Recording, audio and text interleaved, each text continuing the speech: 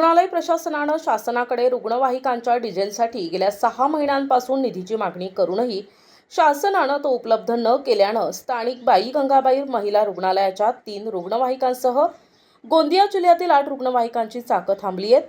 येत्या 8-10 दिवसात निधी उपलब्ध न झाल्यास गोंदिया जिल्ह्यातील प्राथमिक आरोग्य केंद्र, ग्रामीण रुग्णालयातील सर्वच रुग्णवाहिकांची चाकं ठप्प होण्याची शक्यता आहे। जननी शिशु सुरक्षा कार्यक्रमाअंतर्गत गर्भवती, प्रसूतीसाठी येणाऱ्या महिला आणि 1 वर्षांपर्यंतच्या बालकांना उपचारासाठी आणि उपचार झाल्यानंतर घरी सोडून देण्यासाठी शासकीय रुग्णालयाकडून रुग्णवाहिका उपलब्ध करून दिली जाते। यासाठी शासनाकडून प्रतिरुग्ण 250 रुपयांचं अनुदान दिलं जातं, पण दिल्या जाणाऱ्या अनुदानाची रक्कम फारच कमी असून त्या तुलनेत खर्च अधिक येत असल्यानं आणि यासाठी अनुदान वेळेवर मिळत नसल्यानं रुग्णवाहिकांमध्ये डिझेल भरण्यासाठी सुद्धा पैसे नसल्यानं या रुग्णवाहिका उभ्या ठेवण्याची वेळ रुग्णालय प्रशासनावर आली आहे। परिणामी गर्भवती, प्रसूती झालेल्या महिलांना त्यांच्या घरापर्यंत सोडण्याची अडचण निर्माण झाली आहे। येथील बाई गंगाबाई महिला रुग्णालयासह प्राथमिक आरोग्य केंद्र, ग्रामीण रुग्णालय एकूण 56 रुग्णवाहिका आहेत। प्रत्येक रुग्णवाहिकेचा महिनाकाठीचा खर्च 80,000 रुपये आहे, पण तेवढा निधी उपलब्ध होत नसल्यानं या समस्येत वाढ होत आहे। येत्या 8 दिवसात शासनानं निधी उपलब्ध करून न दिल्यास या 56 रुग्णवाहिकांची चाकं थांबण्याची शक्यता आहे। परिणामी बिकट समस्या निर्माण होऊ शकते। इथे इंधनला लागणारा पैसा पुरवठा इथे कमी असल्यामुळे आम्हाला त्या उभी ठेवावे लागत आहे।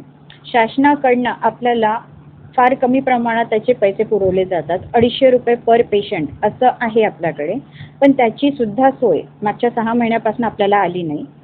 इथून बरेच जे ड्रॉपबॅक फॅसिलिटी आहे त्यासाठी इथून चिचगड, सालेकसा, तिरोडा असे लांब पल्ल्याचे पेशंट आपल्याला इथनं सोडावे लागतात, ज्याचं 250 रुपयात सोडणं पॉसिबल नसतं। तर आम्हाला थोडं मुबलक प्रमाणात 250 वरनं थोडे पैशांची वाढ झाली पाहिजे अशी विनंती आहे सरकारकडे।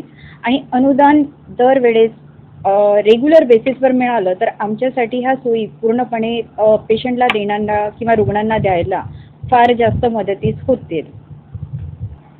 तर त्याचा प्रभाव तर आमच्या रुग्णसेवा देण्यात खूप फरक पडतोय। आम्ही हवं तेवढं इथनं काही पेशंट्स आम्हाला नागपूरला सुद्धा सोडावे लागतात। लहान बच्चू ज्यांना आम्ही रेफरल सेंटर आहे, जिथे डोळ्यांचा फरक पडतो, त्या आजारासाठी आम्ही नागपूरला पेशंट ड्रॉप करतो। त्या सोयी आमच्या ज्या पाहिजे त्या आम्ही त्यांना देऊ शकत नाही आहे। वेळेवर बरेचदा 108 अवेलेबल नसते, तर तेवढी चांगली सेवा आम्ही देऊ शकत नाही आहे। त्याचा भुर्दंड पेशंटच्या खिशावर सुद्धा पडतो की त्यांना स्वतः स्वखर्चाने जावं लागतं कधी कधी। अभी आप कैसा करेंगे? प्राइवेट बना करके जाना पड़ेगा। नहीं मिल रहा है तो बंद है एम्बुलेंस का। हमारे साथ में है 5 जन, मेरा वाइफ है। ये एम्बुलेंस तो बंद बता रहे हैं यहाँ का, क्या बोलेंगे? अब बंद है बोल रहे तो अब तो कुछ तो साधन करके जाना पड़ेगा यहाँ। प्रतिनिधी राधा किसन चुटे, NTV न्यूज मराठी, गोंदिया।